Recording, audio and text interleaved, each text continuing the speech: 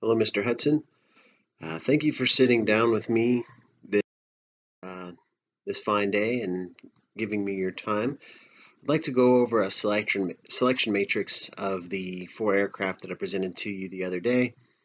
In this selection matrix, we will help assign a numerical value to the value of each aircraft, and that's decided on the subcategories within 9 categories. The 9 categories: purchase price, age, value factor, cabin volume, wing loading, payload with max fuel, range with max payload, direct operating cost, 300 nautical mile trip, and maintenance cost per hour. The subcategories for each of those categories is determined by the unit of measurement within each of the categories assigned a specific scale, and then we add a weighted value based on department interviews, and then we multiply the weight with the specific value of that category, or subcategory rather, to determine the category value, and then we total it up for an aircraft score. So I mentioned the category weight. So I met with all of the directors from each of the departments and asked them which of the categories and aircraft capabilities did they deem most important, and among the top were age of aircraft, the range with max payload, direct operating cost for the 300 nautical mile trip, and maintenance cost per hour. Purchase price and value factor were high on the list for most, but not as much for others, which translates to me that purchase price is important, but if we need to spend a little bit more to get a better value, then that's also something that we can cross when we get there, and it makes sense to do so.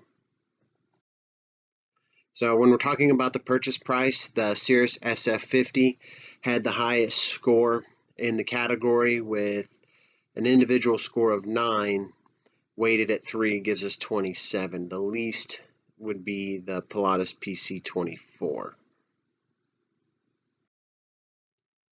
The age, they're all brand new aircraft, so they all scored identically. Value factor, the Pilatus PC-24 with an individual score of 13 weighted at 3 gives us 39 for the category score, and the least being the Piper M500. Cabin volume, it was a tie between the Pilatus PC-12 and the Pilatus PC-24.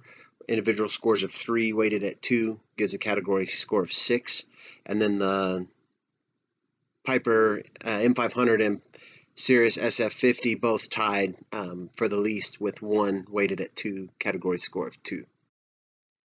The wing loading was weighted fairly low, but the Pilatus PC-24 had the highest with category score of 5.